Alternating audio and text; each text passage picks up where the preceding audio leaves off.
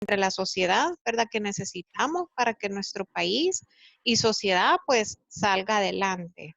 Sabemos que la base de todo trabajo bien hecho está basado, valga la redundancia, en la ética. Necesitamos que la toma de decisiones se haga de una manera consciente, justa, considerando el bienestar de todos, pero al mismo tiempo estratégico, cómo lograr ese balance, ¿verdad? Que como empresas, como sociedad entera nos estamos enfrentando. Quiero agradecer a Pablo del Arco que nos acompaña, es un experto aliado de Fundemás y de la red Integrarse Centroamericana, ¿verdad? A la cual nosotros pertenecemos. Bueno, sin más, le doy la palabra a Pablo, que nos acompaña en esta jornada. Muchísimas gracias, Pablo. De verdad que es un gusto, un honor que hagas espacio para nosotros, para compartir tu experiencia.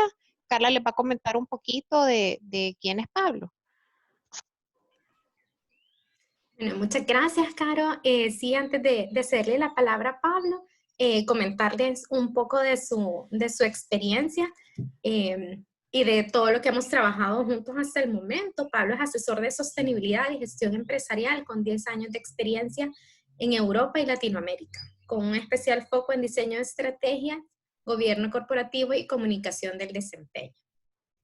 Se ha desempeñado en equipos de España, Chile y México y actualmente desarrolla proyectos en diferentes países de la región, en especial Ecuador, Centroamérica y México. Ha desarrollado una plataforma de autoevaluación y el programa de formación de gobierno corporativo, ética y cumplimiento. Haciendo quizás un paréntesis, esta es una herramienta que vamos a poner a disposición de todos nuestros socios más adelante bajo un programa integral que vamos a desarrollar justamente sobre estos temas, fortaleciendo la gobernanza y la ética en las empresas y en las diferentes organizaciones. Y junto a Pablo y su equipo de Valora y diferentes aliados de la red, se ha desarrollado el contenido del programa y esta herramienta de autoevaluación para las organizaciones.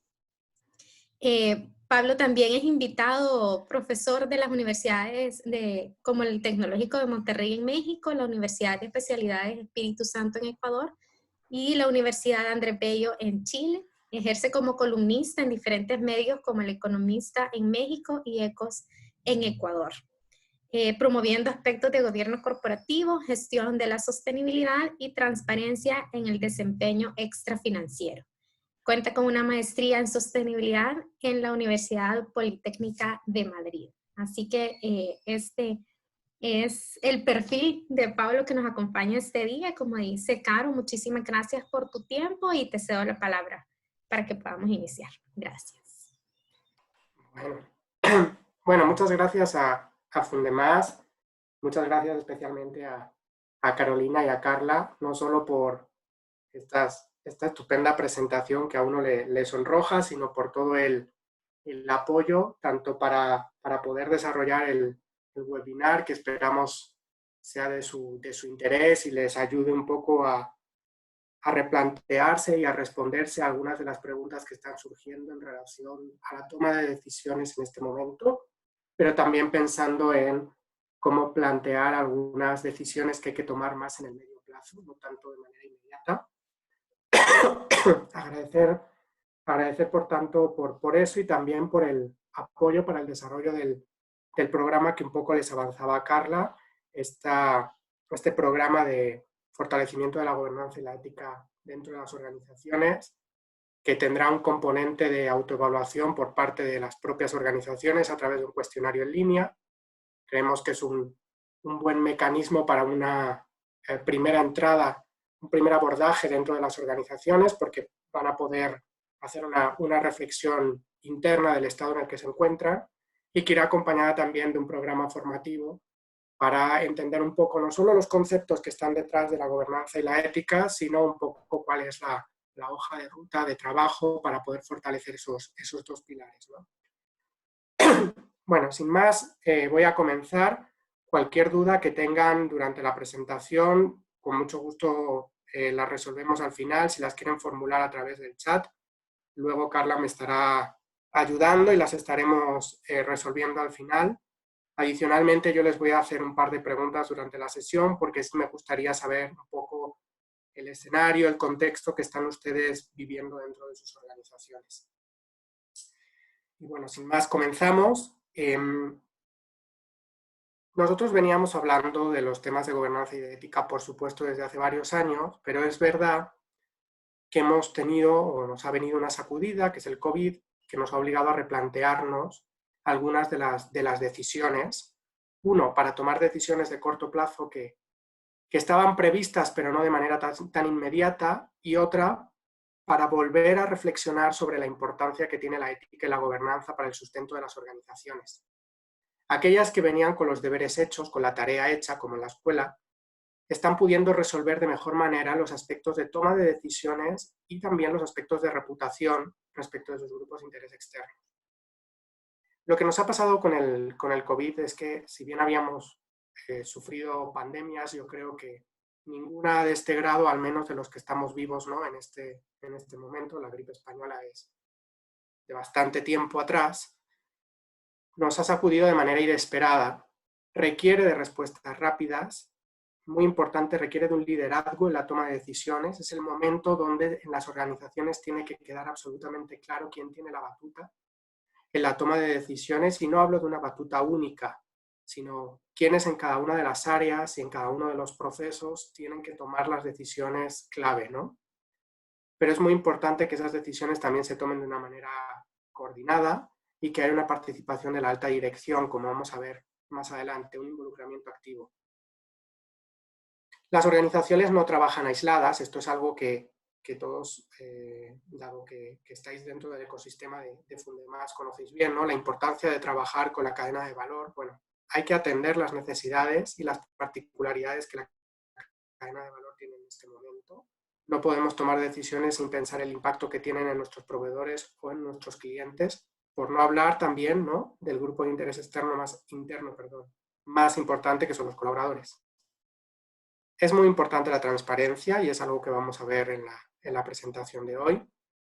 Muy importante ser proactivo en la comunicación y que esa comunicación considere también a todos los grupos de interés. Y las respuestas que se tomen tienen que estar alineadas con los valores corporativos y con el propósito. Quiero quedarme con esta última parte porque es con la que vamos a comenzar un poco el recorrido de hoy. La importancia de reflexionar sobre los valores de la organización, de pensar si tenemos claro el propósito o es necesaria una redefinición del propósito, pero cómo las acciones tienen que estar totalmente guiadas por ese propósito, que es algo que vamos a ver ahora. ¿Por qué es crítico en este contexto? Veremos también, obviamente, qué es el propósito para tener clara la línea base. Caminaremos después hacia una idea que venía reforzada en los últimos años, de que ese propósito de las organizaciones debe caminar hacia una creación de valor multi-stakeholder, con un concepto para la gobernanza muy importante, que es la idea del deber fiduciario extendido. Es decir, no solo tengo que velar por los intereses del accionista o del propietario, sino que tengo que velar por un conjunto más amplio de los grupos de interés. Cómo eso se manifiesta en la gobernanza, en el gobierno corporativo, con decisiones de corto plazo para la gestión de la crisis, que creo que es importante que estén presentes, porque son las que tenemos que tomar en este momento, y con unas reflexiones sobre la transformación que el gobierno corporativo tiene que tener en el medio plazo. Cómo esto queda alineado con la cultura de ética y anticorrupción dentro de las organizaciones. O sea, vamos a ver las implicaciones que el trabajo en cultura de cumplimiento tiene dentro de las organizaciones. Cómo lo damos a conocer a través de la transparencia y la rendición de cuentas. Y reflexionar finalmente sobre cómo construimos este nuevo liderazgo. Cuando nosotros hablamos del propósito de las organizaciones, a mí no lo he puesto en esta ocasión, pero cuando nosotros hablamos de cómo las organizaciones han venido trabajando en materia de responsabilidad social, en esta idea de atención de los grupos de interés de una manera amplia, habíamos comenzado, el recorrido suele comenzar por la filantropía, por esa aproximación un poco más inicial. Continúa con la inversión social o la inversión social estratégica, cuando ya tenemos una participación un poco más activa de los destinatarios del recurso que nosotros estamos entregando, pero ese recurso sigue sin tener que estar necesariamente asociado a la actividad que realiza la compañía, es decir, puede tratarse de un recurso financiero o de un recurso material, pero que no tiene por qué estar involucrado con la actividad de la organización. Caminamos hacia una responsabilidad social que tiene un sentido ya más amplio porque ya está atendiendo los impactos de la organización, por tanto está vinculada con la actividad de la organización. Y el último nivel que se está desarrollando de manera más importante en los últimos años es ya no solo hablar de atender nuestros impactos, sino hablar de construir organizaciones que tengan la sostenibilidad dentro de su propósito, que tengan esta creación de valor dentro de su razón de ser. Y por eso, como es el grado más avanzado, creo que es el grado además del que tenemos que partir en el replanteamiento que vamos a hacer ahora de la toma de decisiones. El propósito, por tanto, de las organizaciones es lo más importante, es lo que tenemos que enfocarnos ahora, es la razón de ser de la organización, es el por qué hace las cosas, y va mucho más allá del beneficio de corto plazo. Este enfoque es mucho más de pensar únicamente en el accionista, ¿no? En el retorno financiero del corto plazo. Cuando nosotros hablamos de la construcción de un propósito, buscamos un propósito más allá de ese corto plazo. Este propósito es diferente de la misión. La misión es aquello que la compañía desea lograr en un periodo de tiempo específico, o sea, lo que la compañía hace, su oferta de producto o servicio.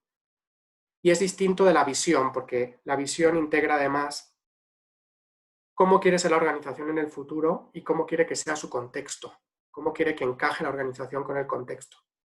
El propósito va más allá, es la razón de ser de la organización. Yo les pongo 3 ejemplos, ¿no? Disney con su propósito de crear felicidad, Google que busca organizar la información del mundo y hacerla universalmente accesible y útil, y Starbucks que busca crear experiencias, inspirar y nutrir el espíritu humano, una persona, una taza y una comunidad a la vez. Vemos cómo en estos propósitos ya tenemos un entendimiento de cuál es la razón de ser de la organización. Entonces, en este momento que nosotros tenemos que voltearnos a ver si tenemos claro el propósito, si la alta dirección tiene claro el propósito, si no lo tenemos claro, debemos de construirlo, porque las decisiones que tomemos deben de estar alineadas con este propósito. Ha de entender la generación de valor como integral para el conjunto de grupos de interés, o sea, un propósito que solo considera al accionista es un propósito fallido y no está reñido con la rentabilidad, que este es uno de los grandes miedos. Cuando nosotros vamos a la alta dirección, le decimos la necesidad de trabajar en aspectos socioambientales, en gobierno corporativo, siempre sale, ¿no?, el rendimiento financiero, la rentabilidad. Vamos a ver cómo no está reñido el propósito con la rentabilidad. Incluso es algo que los principales gurús desde el punto de vista del desempeño financiero están poniendo encima de la mesa, y vamos a ver el caso particular de BlackRock, que es el principal gestor de activos a nivel internacional.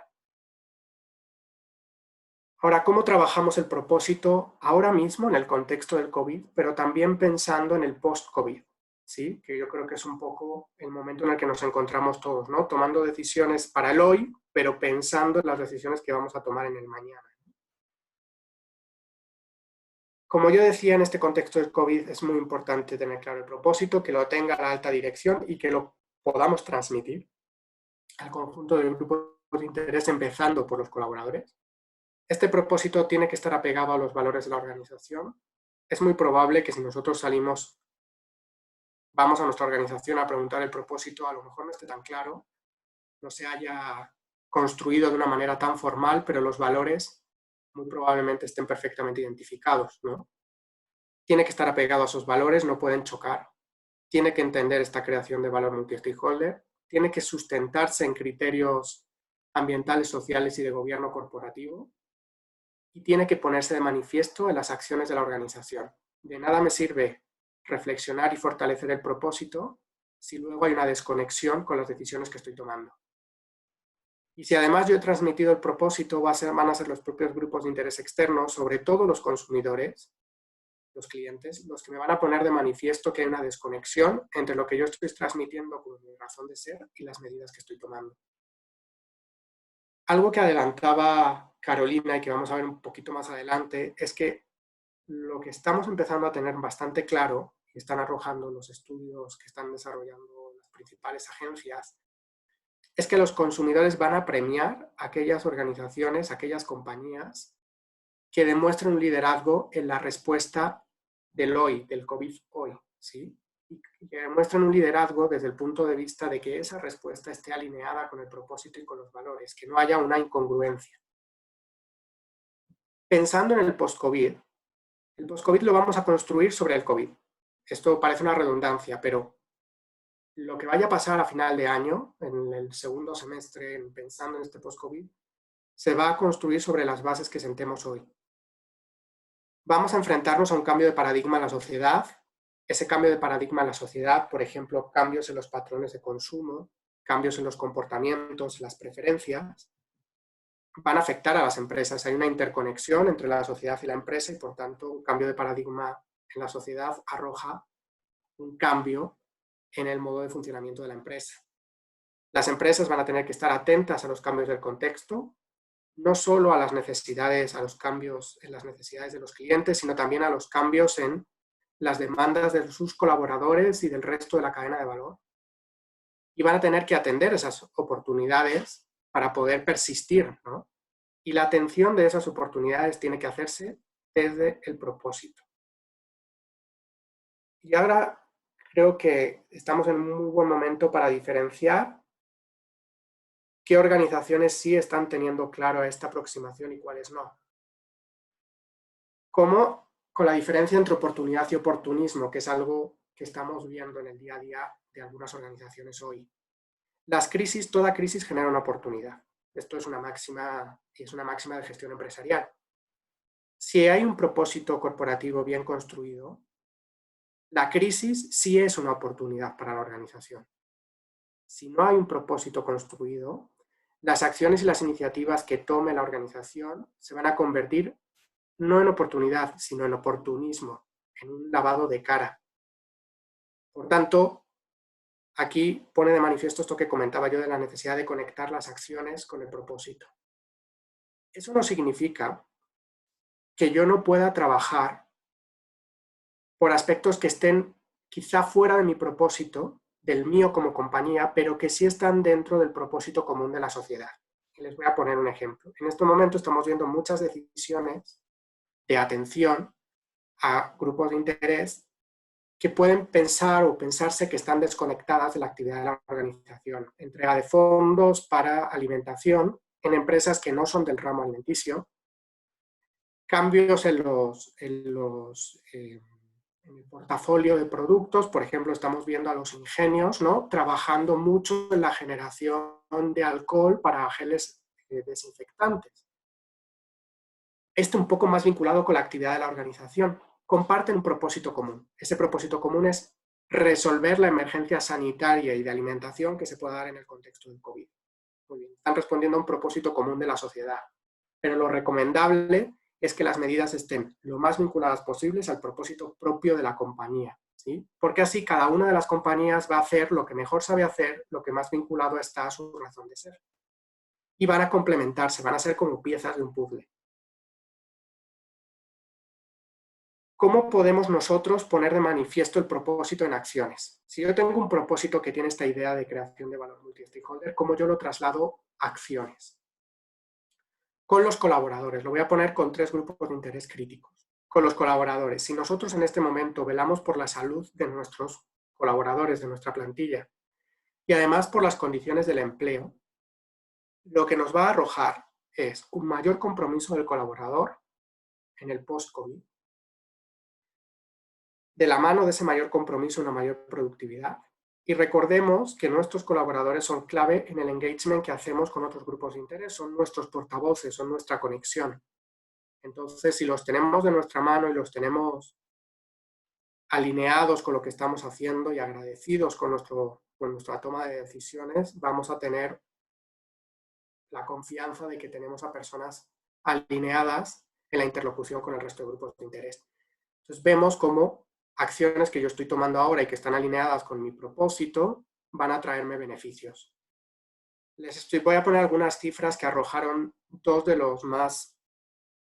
ediciones especiales del Trust Barometer de Edelman, ¿vale?, que tomamos en muchas ocasiones como ejemplo para entender los cambios en la percepción de diferentes grupos, sobre todo de las personas como empleados respecto a sus empleadores y de las personas como consumidores consumidores y clientes respecto de las organizaciones, de las empresas de las que adquieren los bienes o servicios, ¿no?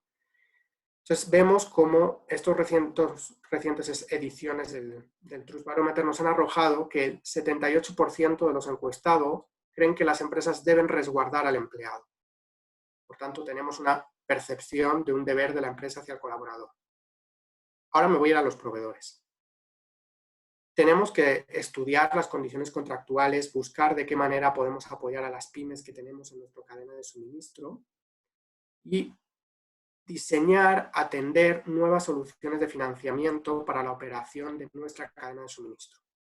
Si nosotros somos capaces de tomar este tipo de decisiones, ¿qué vamos a obtener? Mayor resiliencia de la cadena, lo cual va a permitir que ante la reactivación o la recuperación que se pueda dar en el corto plazo, podamos operar de una manera más rápida porque tengamos las condiciones de aprovisionamiento adecuadas. Nos va a ayudar a construir confianza, que es muy importante en el diseño de los cambios de operación que van a tener que producirse.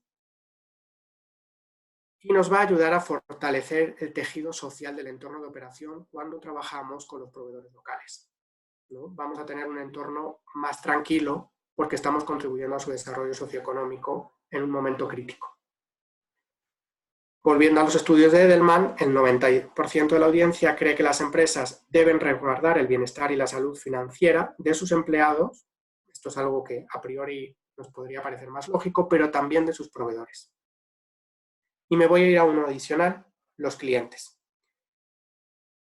Es el momento de atender las necesidades cambiantes, demostrar congruencia entre las acciones y el propósito, de que el liderazgo se vea como un liderazgo con conciencia, un liderazgo humano. Y esto nos va a arrojar mayor preferencia y fidelidad de los clientes y el acceso a nuevas oportunidades de negocio. Y aquí está una de las cifras más significativas, y un poco por ahí va la introducción de Carolina. El 71% de la audiencia como consumidor, dejará de confiar en aquellas compañías que antepusieron en este momento la obtención de beneficios a las personas. Por tanto, vamos a encontrarnos con que va a haber un mayor análisis crítico del consumidor al momento de elegir su opción de compra. Yo les decía, esta idea del propósito va acompañada de una extensión del deber fiduciario. El deber fiduciario son las responsabilidades de la alta dirección, del gobierno, de las organizaciones. Lo vamos a ver un poquito más adelante. Este deber fiduciario, que está compuesto al final de dos deberes, el deber de lealtad, que es el deber de velar por el conjunto de la organización más allá de los intereses individuales, y el deber de diligencia, que es el deber de estar informado. Los dos deberes para la toma de decisiones. Los dos deberes son los que construyen este deber fiduciario, que es esta responsabilidad en la toma de decisiones de gobierno. BlackRock, en los últimos años, su CEO ha estado planteando una carta anual a las empresas en las que tienen participación y, como decía, es el gestor de activos más importante a nivel internacional. Y vemos cómo ha ido hablando de la conexión rentabilidad-propósito y la importancia del propósito y de esta idea de atender una creación de valor para el conjunto de los grupos de interés. Voy a ver sus dos últimas cartas, son cartas que yo les recomiendo que lean y que salen habitualmente a final de enero, principios de febrero. En 2019, que veíamos un contexto ya relativamente complicado en algunas sociedades latinoamericanas, es verdad que luego hemos vivido un otoño muy complicado. La carta era previa a ese otoño. Hablaba de un aumento de la presión pública sobre las corporaciones, de sociedades que notaban que sus gobiernos no les estaban dando las respuestas y se volteaban a la empresa para buscar respuestas, ¿no? Pues en ese contexto la importancia de que las empresas empezaran a trabajar en atender algunas de esas demandas desde el punto de vista de la actividad que desarrollan. En la carta más reciente, antes del COVID, a finales de enero, el foco estuvo en cambio climático, estuvo en la importancia de trabajar en los riesgos y oportunidades climáticas como una responsabilidad con la sociedad. Es importante que veamos esto, que estudiemos esas cartas, porque nos dice que al final los propietarios están pensando ya también en que ellos no son los únicos a repartir el pastel, por decirlo de alguna forma, porque si las decisiones se toman únicamente pensando en ellos, puede ser que el pastel no dure, ¿sí? Y por tanto sea una recogida de beneficios únicamente cortoplacista. En cuanto a la conexión entre la rentabilidad y el propósito, que cuando vamos a decírselo a la alta dirección a veces le choca, la rentabilidad es fundamental para el propósito, porque si una compañía no tiene sostenibilidad en el tiempo, lo cual se lo da la sostenibilidad financiera, no puede desarrollar el propósito para el que fue creada. Por tanto, es necesaria la rentabilidad para el propósito. Pero si yo tengo claro el propósito y trabajo en torno a él, la coordinación interna va a ser mucho más eficaz, la generación de valor va a estar mucho más clara, se van a atender oportunidades, se va a obtener una mejor reputación y preferencia por parte de los consumidores y eso va a redundar en beneficio financiero. Vemos cómo hay una interconexión. Fink, que es su CEO, el de BlackRock, también lanzó una comunicación especial en plena época crítica del COVID, pensando en la ola europea y de Estados Unidos, que va un poquito por delante de algunos países latinoamericanos. Entonces, bueno, mantuvo esta idea, y esto es muy importante, es decir, en el momento crítico, estos inversionistas están hablando todavía de mantener esta consideración del propósito para la toma de decisiones, y que serán aquellas compañías que trabajen de esta manera las que salgan fortalecidas de la crisis. Un apunte adicional más son como argumentos para convencer a la alta dirección, ¿sí? No sé si conocían la Business Roundtable, es una agrupación norteamericana de las principales compañías privadas. Se viene reuniendo desde los 70 del siglo pasado. Su alta dirección, muy enfocado en defender la primacía del accionista, la importancia del retorno financiero. El año pasado, en agosto, replantearon la manera en la que estaban entendiendo la toma de decisiones y hablaron de esta idea de tomar decisiones pensando en el conjunto de grupos de interés, ¿sí? Hablaron de cuál era el propósito de las compañías y defendieron que hay una serie de lineamientos comunes de todas ellas en el mercado norteamericano, pero es muy interesante cómo dejaron atrás la primacía del accionista. Ellos hablaron de cómo se entrega valor a los clientes atendiendo sus necesidades, de cómo la inversión en los empleados es también una fórmula de creación de valor a través no solo de la oportunidad del empleo, sino de la capacitación, la importancia de trabajar en el desarrollo de las cadenas de valor de los proveedores, cómo es importante apoyar a sí mismo a las comunidades en donde se está operando y cómo el retorno para los accionistas tiene que ser considerado como de largo plazo. Por tanto, vemos cómo hay un giro. Y esto fue un giro del año pasado, no llevamos mucho tiempo con ello encima de la mesa. Dejando atrás este entendimiento del propósito y del deber fiduciario extendido, quiero que empecemos a hablar ya de cómo lo llevamos a la toma de decisiones, a la estructura y toma de decisiones en gobierno corporativo. Primero, ¿qué entendemos por gobierno corporativo? Es el conjunto de normas y de prácticas que marcan la estructura y los procesos de toma de decisiones en las compañías. ¿Sí? Son las reglas del juego y la estructura del puzzle para la toma de decisiones de gobierno corporativo, la toma de decisiones en las compañías. Pero con el objetivo de asegurar la rendición de cuentas, la equidad y la transparencia en la relación con el conjunto más amplio de grupos de interés, ¿sí? De nuevo, dejamos atrás solo a los accionistas para ir hacia una idea multi-stakeholder. Es muy importante también que establece la relación entre los propietarios y los administradores. Esta es una dualidad que nos vamos a encontrar muy recurrentemente en las organizaciones, donde tenemos un grupo, unos intereses, que son los propietarios, y otro grupo, con algunos intereses que pueden ser diferentes, que son los administradores, los que están en el día a día de la sociedad. cómo se articulan los intereses y las tomas de decisiones de estos dos grupos. Para esto es esencial el gobierno corporativo. Trabajar en gobierno corporativo arroja una serie de beneficios muy relevantes a las empresas. Vamos a ver algunos de ellos. Por un lado, la equidad en el tratamiento de todos los propietarios, independientemente del peso que tengan sobre la propiedad. Una visión independiente o autónoma en la toma de decisiones que minimice riesgos porque arroje un scope más amplio de entendimiento y permita la sostenibilidad en el tiempo. Ser atractivos para la captación de financiamiento. Una mayor eficiencia y operatividad en el día a día, porque hay una mayor coordinación entre los distintos involucrados en la toma de decisiones. Va acompañado de la transparencia, no se entendería sin la transparencia y la rendición de cuentas.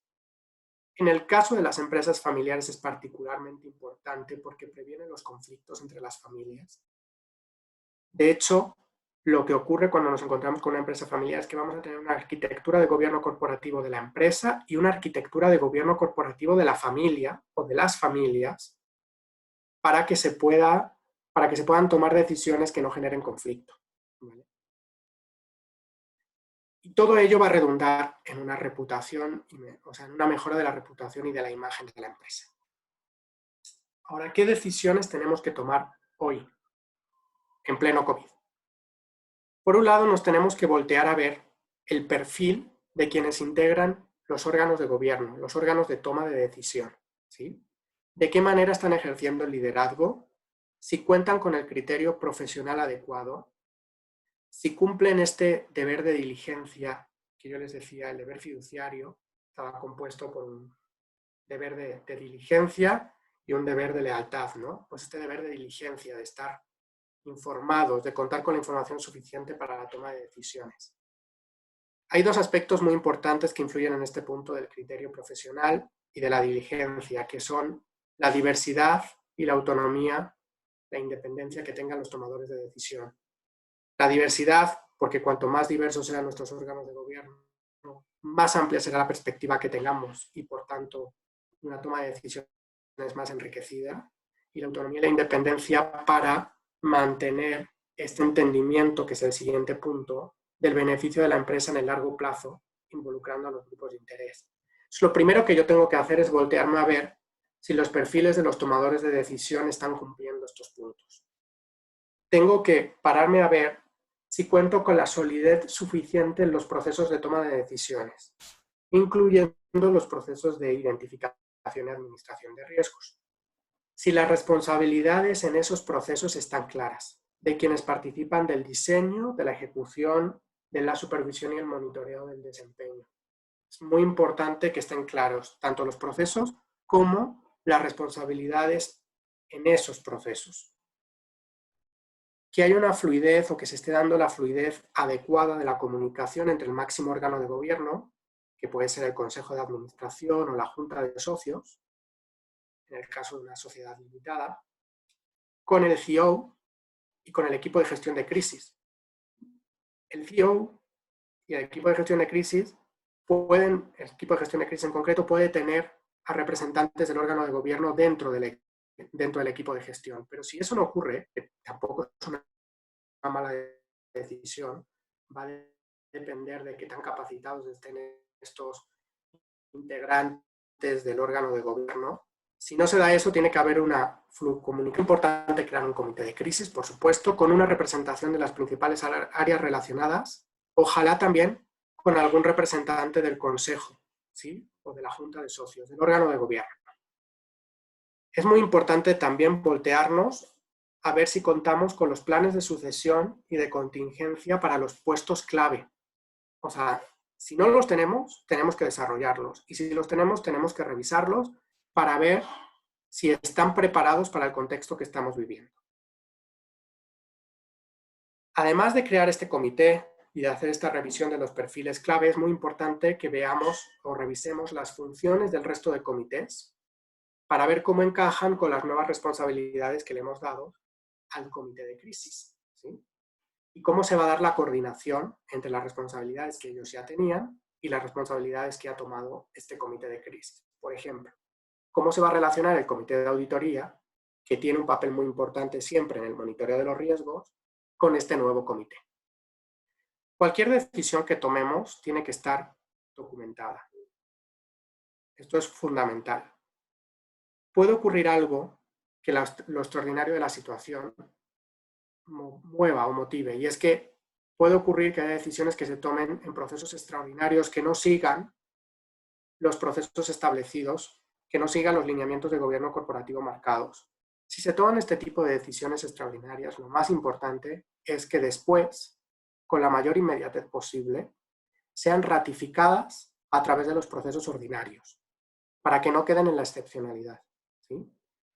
Es muy importante también que todos los tomadores de decisión estén atentos a la evolución del contexto, que tengan la información adecuada y que en caso necesario de tomar algún tipo de respuesta en particular, puedan recurrir a especialistas si no disponen de la capacidad técnica completa para tomar esa decisión.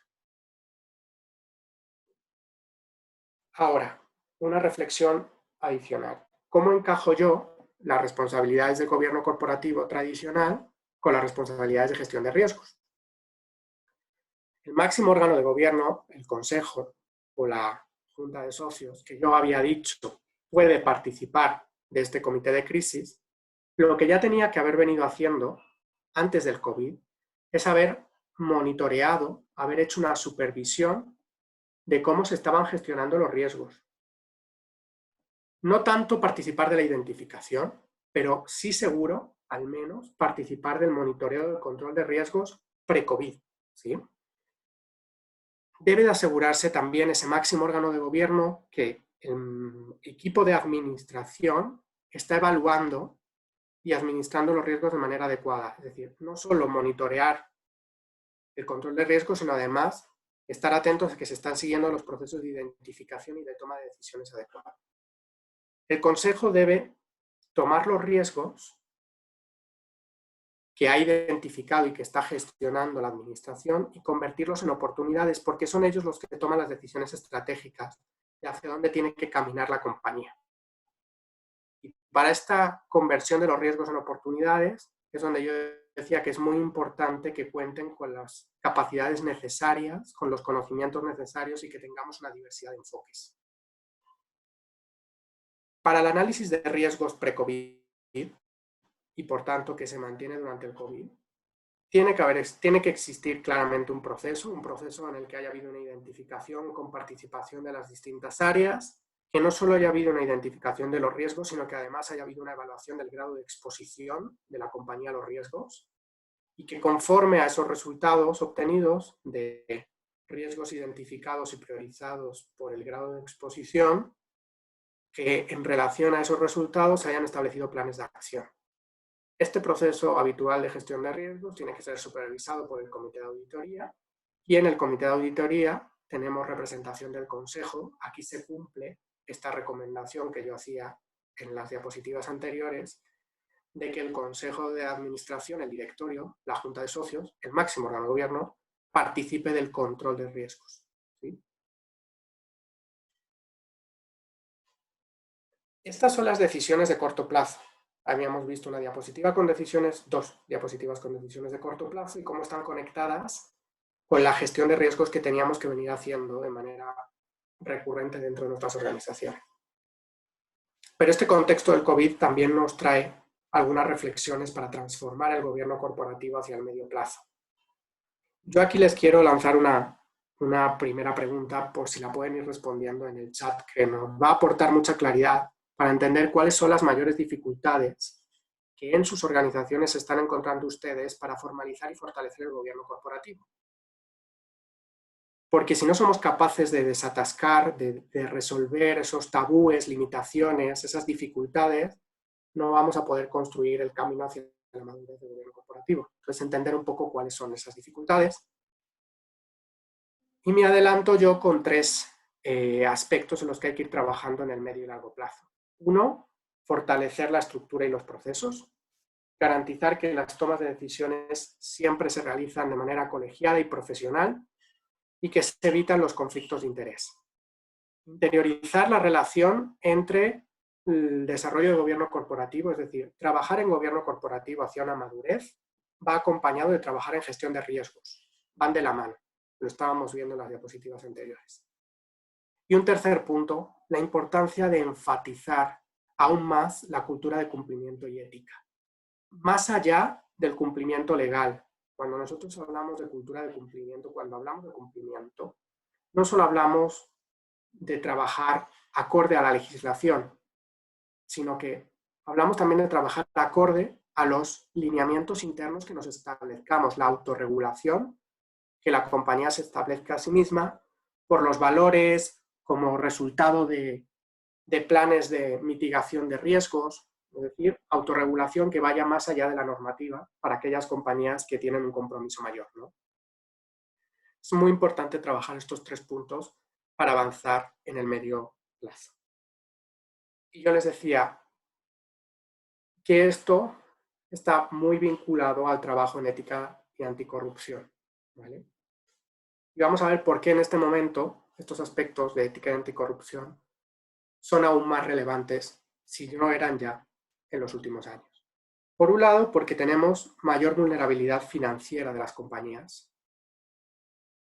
Por un lado, porque también tenemos una enorme inestabilidad del contexto que puede llevar a que nuestras contrapartes en la cadena de valor nos inciten a tomar decisiones que atenten a la ética o a los intereses del conjunto de la compañía.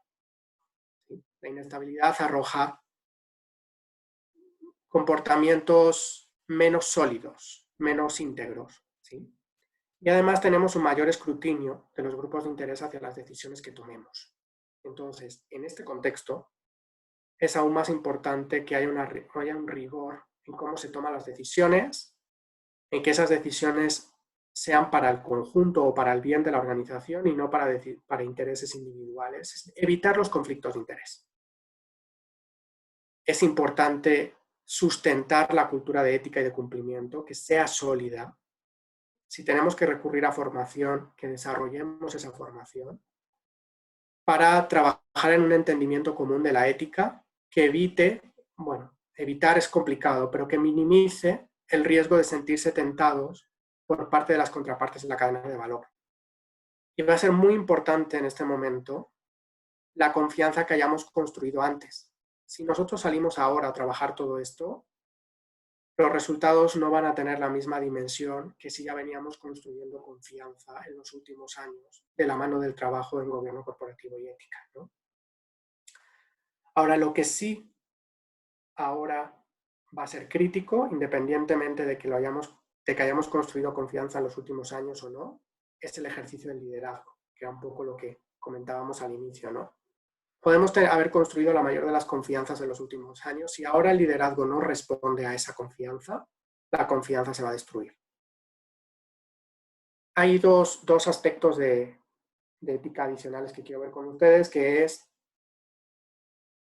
si ahora se da un crecimiento de la corrupción, se da un crecimiento de los casos, esto va a afectar de manera aún más significativa en este momento al patrimonio de la compañía porque nos encontramos en un contexto de escasez de recursos, de escasez de flujo de caja, incluso de algunas dificultades de acceso a financiamiento.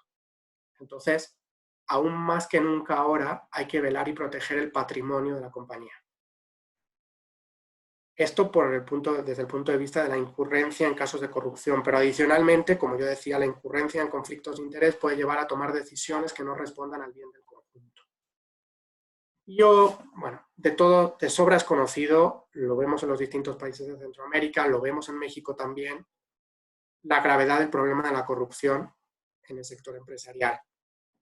Un pequeño dato de México, 3 de cada 10 empresas confirman que participan en actos de corrupción. O sea, forma parte de su business as usual. Y las cantidades que las empresas destinan a pagos de facilitación, que a veces se nos cuestiona si eso no es corrupción, pero un pago de facilitación a una autoridad al final del día es un caso de corrupción. Los pagos de facilitación superan el presupuesto destinado en México a financiar la educación media y superior. Entonces estamos hablando de un problema pues realmente significativo. ¿Cómo podemos trabajar la ética en las organizaciones para responder a este momento crítico que estamos viviendo? vamos a ir de la base a la cumbre de la pirámide, ¿no? Por un lado, establecer los lineamientos. Tenemos la ley, pero ¿cómo más allá vamos de la ley? ¿Qué autorregulación nos queremos marcar? La construcción o fortalecimiento de los códigos de ética y conducta, los códigos de buen gobierno corporativo, con todo el conjunto de normas que velen por la toma de decisiones, y políticas particulares en algunos aspectos como anticorrupción, por ejemplo, ¿no? Lineamientos anticorrupción específicos. Construir esta autorregulación es la base. Después tenemos que asignar responsabilidades internas para la gestión de estos aspectos. La creación del comité de ética o la asignación de las funciones de supervisión a otros comités que ya existan. Lo más recomendable es crear un comité de ética. ¿Cómo estas funciones se integran con la del resto de comités? Y la definición del oficial de cumplimiento. Una vez que tenemos los lineamientos y tenemos los responsables, nos queda el monitoreo y el control. Tenemos que poner a disposición de todas nuestras contrapartes mecanismos de denuncia y procesos de respuesta a esas denuncias. Pero además tenemos que tener en funcionamiento los procesos y procedimientos, de auditoría interna y de auditoría externa.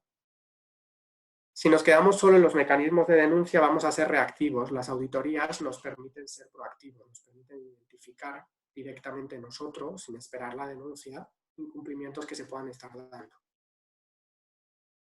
Y adicionalmente, lo que yo les decía, la importancia de la formación, de capacitar a los colaboradores para que tengan un entendimiento de la ética compartido, ¿vale? Y que esa capacitación también se pueda extender a nuestra cadena de valor, para que no tengamos conflictos de que nuestros colaboradores se sientan tentados por sus contrapartes.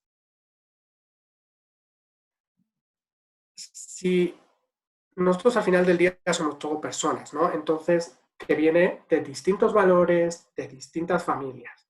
Es muy importante que con la formación creemos un nivel común de entendimiento de la ética, porque sobre todo en los grises, o sea, entre el blanco y el negro hay muchos grises, en los grises es donde puede haber diferencias en lo que uno entiende como ético o no ético. Entonces, dejar claro cuál es el entendimiento que la organización tiene de esto y capacitar a los colaboradores para que cumplan con eso es fundamental para evitar incurrir en casos de los grises, ¿no? Y yo ahí les quiero preguntar cuáles consideran que son los factores que más dificultan que arraigue una cultura de ética y cumplimiento dentro de las organizaciones. Tenemos aspectos como los liderazgos, como la presión de los stakeholders externos. O sea, ¿cuáles consideran ustedes que son esos valores? Esos factores, perdón. Para ir terminando, quiero, y que nos dé tiempo a ver las distintas preguntas que pueda haber, quiero hablar de la transparencia. En este momento, aunque nosotros estemos sometidos a una enorme presión para tomar decisiones, que pueda hacer que tomemos decisiones que nos den menor confianza que en un contexto de más calma, aunque estemos tomando las decisiones así, es muy importante transparentarlas y es muy importante velar por la congruencia, ¿sí? Podemos tener menor seguridad sobre las decisiones que estamos tomando, pero si la decisión es congruente o no es congruente con nuestros valores y nuestro propósito, esto lo vamos a tener claro en cada momento y tenemos que transparentarlas. Esta transparencia o rendición de cuentas comienza con los colaboradores. El primer stakeholder al que tenemos que atender son los colaboradores, que son a su vez portavoces de la empresa. Por tanto, son los primeros con los que tenemos que trabajar. Cualquier evento de comunicación que se dé en este momento es eso, un evento de comunicación, de diálogo con las contrapartes.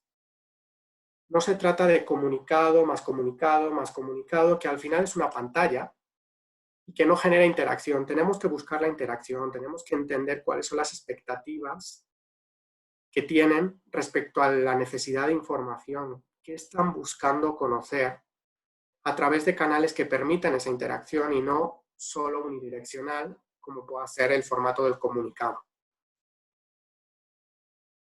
La información que nosotros aportemos en ese diálogo, en esos canales de comunicación, tiene que estar respaldada, los mensajes tienen que estar respaldados con datos o resultados, de resultados o de impactos. Pero estamos en un momento de mucha, ¿cómo decirlo? No se presupone la inocencia de las compañías. al contrario. Entonces, en este momento tan complejo, es muy importante que nosotros podamos sustentar nuestros mensajes con datos, que no se queden solo en proclamas, ¿sí? Es la idea que yo quería transmitir. Y es muy importante que seamos proactivos. Tenemos que estar atentos para ser proactivos en la comunicación, ¿vale? La reactividad en este momento es muy mala. En la medida de lo que podamos, porque también es verdad y hay que reconocer que estamos en un entorno cambiante día con día.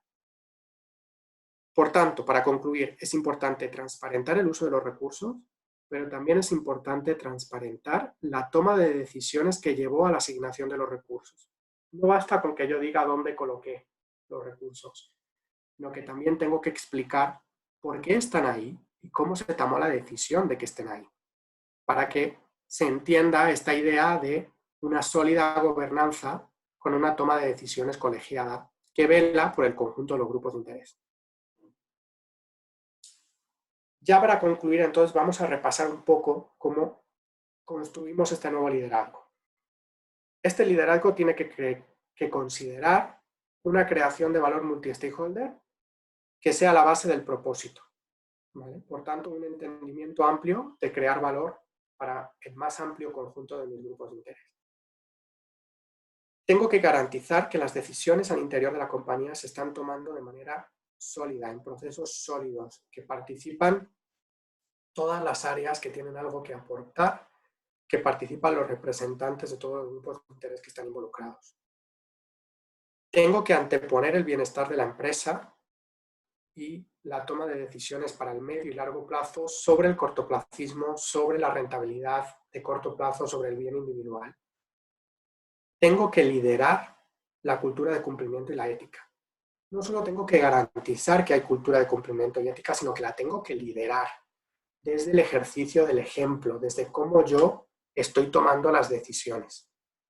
Y tengo que transparentar interna y externamente las decisiones que estoy tomando y los resultados que están arrojando.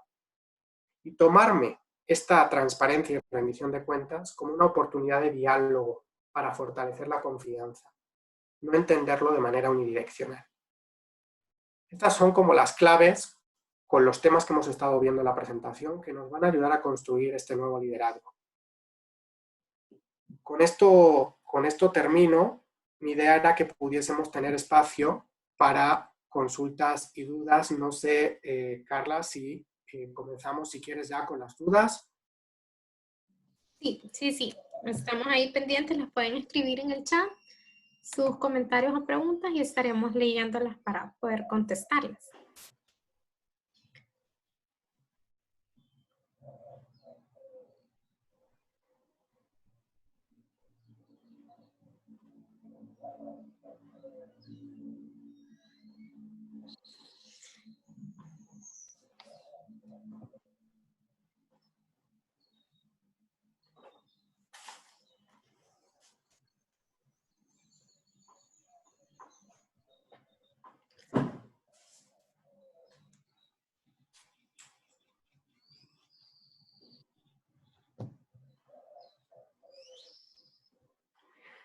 Yo anticipándome a las dudas que puedan llegar, de las preguntas que yo les lanzaba, por ejemplo, cuando hablábamos de los factores o las dificultades que podamos estar teniendo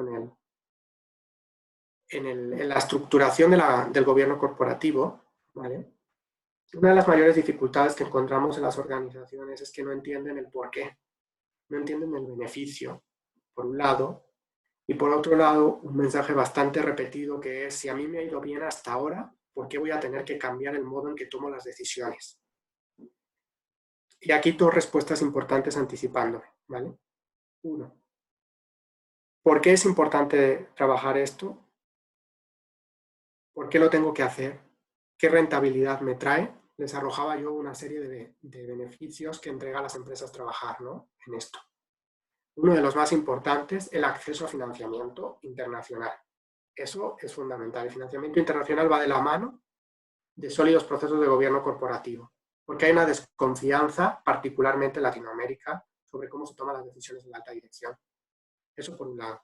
Y respecto a por qué hacerlo si me ha ido bien hasta ahora, es porque te puede haber ido bien hasta ahora por el contexto que has estado viviendo. pero hacia donde va caminando la evolución del escrutinio público, hacia donde va caminando estas demandas de los inversionistas y hacia donde va caminando el entorno cambiante que necesita que tomes decisiones con la mayor información y perspectiva posible, todo eso necesita de órganos de gobierno colegiados, diversos y autónomos. ¿Sí? Si no, nos estamos encerrando nosotros mismos y va a llegar un momento donde podemos tener serias dificultades que afecten a la viabilidad de la compañía. Me anticipaba yo a 2 de las posibles dificultades, pero veamos las preguntas que están llegando por el chat, si quieres, Carla. Sí, muchas gracias. Tenemos, bueno, Janet Valverde de Costa Rica pregunta cómo fortalecer la responsabilidad social en las organizaciones ante este panorama de crisis donde muchas empresas y organizaciones enfrentan cierres. Desde el punto de vista de la integración regional de Centroamérica, bueno, perdón, esta es otra, perdón, me quedo con la primera. ¿Cómo fortalecer la responsabilidad social en las organizaciones? A ver, lo más importante en este momento es la viabilidad de las compañías, ¿no? Como ya decía, al final una compañía no puede trabajar en su propósito si no está funcionando. Entonces, lo más importante es que la compañía opere, que sea viable. Si nosotros entendemos que hay una dicotomía o una diferencia entre responsabilidad social y viabilidad de la compañía, ahí tenemos un error de entendimiento, ¿no? Porque tiene que estar absolutamente intricada, o sea, una cosa lleva a la otra y la otra lleva a la una, ¿vale? Lo que nos va a ocurrir con la responsabilidad social, con las medidas de responsabilidad social, no es que se acabe la responsabilidad social o la sostenibilidad ahora, no es que entre en suspenso. Lo que vamos a tener que hacer es priorizar. Entonces, aún más que nunca va a ser importante el diagnóstico y la priorización de las iniciativas que tenemos que mantener con las dificultades de recursos que tenemos, las que podemos mantener a pesar de esas dificultades de recursos para maximizar el impacto que estamos consiguiendo. O sea, ahora más que nunca va a ser importante que las áreas de responsabilidad social utilicen mecanismos que ya venían utilizando otras áreas mucho más de negocio, ¿no? Que es relaciones, inversión, impacto conseguido. O sea, necesito maximizar el impacto. Con una limitación de recursos tengo que priorizar iniciativas, pero no tengo que parar todo, porque si paro todo, va a ser muy importante, o sea, va a ser muy difícil volver a trabajar del mismo modo y habremos perdido la confianza de nuestros stakeholders. Entonces, la clave es priorizar. Y justamente hablando de esos mecanismos, la siguiente pregunta es: ¿qué mecanismos como políticas, códigos de ética, etcétera, considera que deben sufrir ajustes o cambios ante esta crisis y nueva realidad? Bueno, seguro vamos a tener que redefinir los procesos de gestión de crisis, seguro, porque no estaban previstos para una pandemia. Entonces, ahora estamos funcionando con ellos y los estamos redefiniendo sobre la marcha. Pero va a tener un momento donde vamos a tener que parar y decir cómo nos ha cambiado el COVID, cómo tenemos que cambiar de manera estructural esos procesos. Eso por un lado. O sea, el proceso de gestión de crisis va a haber que cambiarlo. La asignación de responsabilidades, que la participación de áreas sea mucho más diversa, la conexión con la alta dirección, con el órgano de gobierno, todo eso va a haber que revisarlo y fortalecerlo. En aspectos más visibles, el código de ética. El código de ética y de conducta, que es algo que todas las organizaciones tienen de partida de manera general, es por donde empiezan. Ese código de ética y de conducta no estaba pensado para el contexto del COVID. No estaba pensado para aspectos como la conciliación, para aspectos como la seguridad de la información.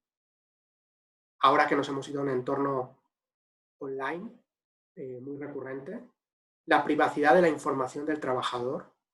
Hay aspectos que estaban presentes en el mejor de los casos, pero en un nivel mucho más bajo y que ahora van a cobrar relevancia. Entonces, los lineamientos que la organización establece para garantizar la conciliación, el resguardo de la información y la privacidad del colaborador en un entorno online, el resguardo y la privacidad de la información de los clientes. O sea, nos estamos yendo hacia aspectos que no estaban con esa importancia y que ahora la van a tomar, ¿no? O sea, eso es fundamental que lo empecemos a modificar ya.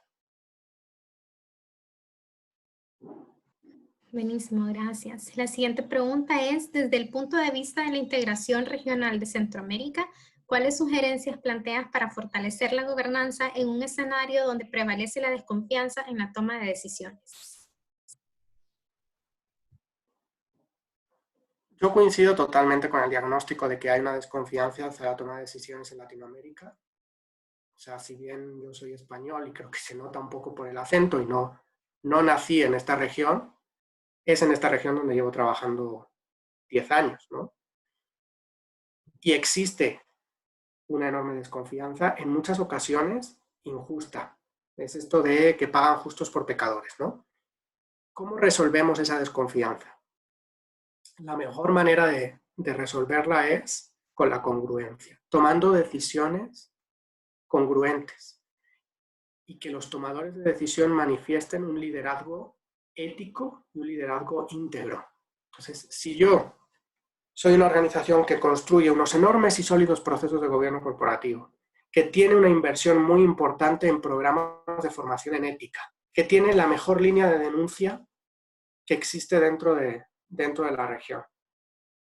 Pero yo tengo a mis tomadores de decisión, tanto del órgano de gobierno, los consejeros, ¿no? Los directores, como de la administración, los altos ejecutivos, tomando decisiones que responden únicamente a intereses individuales, es decir, no siendo parte del proceso, de los procesos de gobernanza que hemos construido y de la ética, se nos cae todo el discurso y se nos cae todo el ejercicio que hemos construido. Necesitamos que ellos, que al final son los tomadores de decisión en último grado, ellos realicen un ejercicio permanente de liderazgo ético.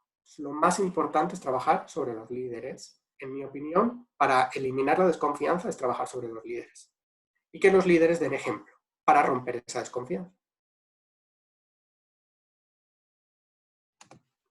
Muchas gracias. La siguiente pregunta de Fermín Sorto. En la organización o arquitectura del gobierno, ¿es imprescindible a su experiencia mantener el mayor número de colaboradores o empleados para que tenga mayor productividad o hay que hacer recortes?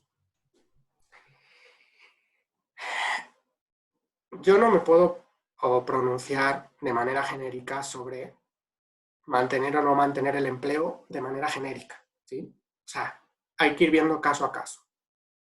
Lo que yo sí puedo trasladar y creo que sí es importante que traslade en este momento es que tomar una decisión de recorte de colaboradores debe de ser balanceado, o sea, el beneficio que entrega debe de ser analizado no solo en el corto, sino también en el medio plazo. Es decir, yo puedo generar un recorte con un beneficio de corto plazo, pero tengo que pensar si ese beneficio de corto plazo no se va a transformar en un problema de medio plazo. Entonces, la decisión que tome, lo que yo sí puedo recomendar es que esa decisión se sustente en un análisis de corto y de medio plazo y que tengamos muy en cuenta las repercusiones que tiene, no solo sobre el colaborador, sobre el empleado, sino sobre los otros grupos de interés que están interconectados. Porque a lo mejor lo que yo me estoy ahorrando de nómina, lo estoy viendo afectado en preferencia de compra, por ser duro, ¿sí? Y hay una enorme presión pública en este momento hacia las compañías que están efectuando despidos. Entonces es muy importante que balanceemos y que no pensemos que como es una decisión con el colaborador, es solo con el colaborador, no. Es que afecta a otros stakeholders y los cambios que generen esos otros stakeholders me pueden generar más perjuicio a la balanza económica que el beneficio que me estaba entregando la restricción de empleo, ¿no? Entonces, mi recomendación va por ahí, por hacer un análisis lo más amplio posible para tomar la decisión. Muchas gracias. La siguiente pregunta es de Patricia Del Ponte. Este marco que vivimos, ¿qué ideas nos puede dar en el giro que puede tomar la RSE en las empresas textiles?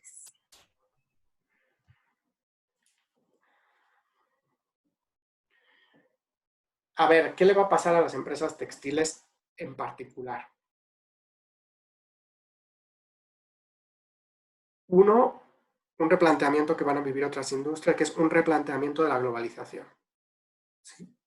Un replanteamiento de las cadenas de valor globales.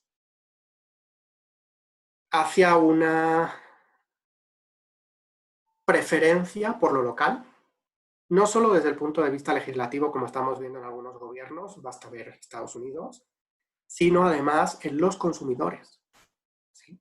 O sea, puede haber un giro hacia la preferencia local en los consumidores. Entonces, eso, en una industria como la textil, que forma cadenas de suministro globales, va a tener repercusiones importantes sobre una redistribución de las tareas dentro de las zonas geográficas.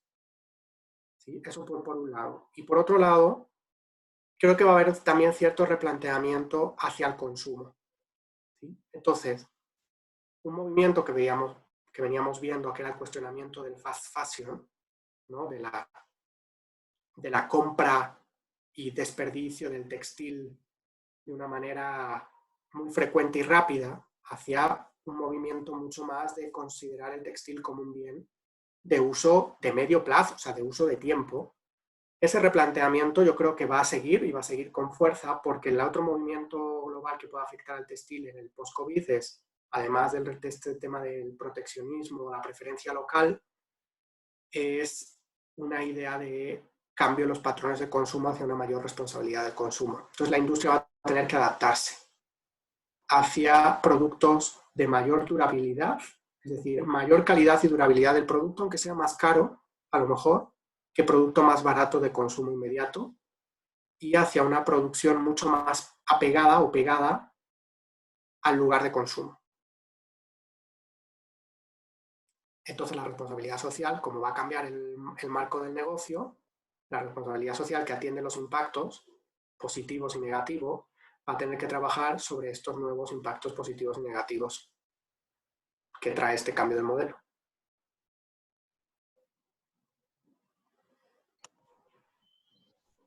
Muchas gracias. La siguiente pregunta es de Alejandra Rivera.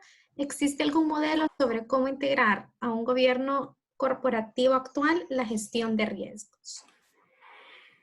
Yo voy a recomendar, y creo que ahora si desde Fundemás le compartís la presentación, adicionalmente, yo recomiendo leer la guía de gobierno corporativo, muy sencilla y muy clara, que el Banco Interamericano de Desarrollo ha lanzado para el COVID. O sea, es muy sencilla y muy clara, y la podemos adjuntar también, y va a permitir entender algunas decisiones rápidas que tenemos que tomar y algunos replanteamientos de medio plazo, un poco el enfoque que tenía yo en la presentación, ¿vale? Entonces, creo que esta puede ser una muy buena publicación para empezar a pensar de qué manera podemos redefinir la gestión de riesgos y la vinculación de la gestión de riesgos con el gobierno corporativo.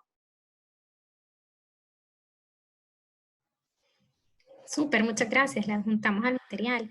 No sé si alguien más tiene alguna pregunta. Si no, muchísimas gracias. Igual quedamos en contacto y a la orden para cualquier duda que tengan en el proceso. Pablo, muchísimas gracias. Ha sido súper interesante y estar aprendiendo juntos. No sé si Caro quiere dar algunas palabras.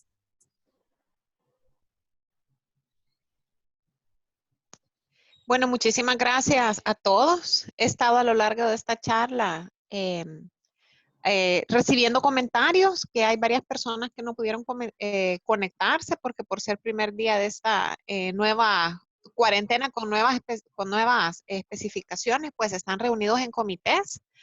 Pero vamos a pasar este material y compartirlo, ¿verdad? Con las demás empresas y los animamos a seguir trabajando en el tema. Como Fundemás, vamos a tener unos esfuerzos en las siguientes etapas, ¿verdad? Que abonen al retorno de actividades. Nosotros estamos planificando apoyarles en este retorno de sus actividades. Como decía Pablo, hay cosas que vamos ajustando en el camino y de forma inmediata porque no estábamos preparados para esto y lo hemos tenido que hacer, pero obviamente va a llegar un momento en el que tenemos que ordenarnos y pensar más en el mediano y largo plazo, y los vamos a mantener informados y siendo parte de estas iniciativas para que podamos trabajar de la mano con ustedes y apoyarles en estos momentos donde la ética pues es la base de todo, como decíamos al inicio. Muchísimas gracias a todos. Feliz día.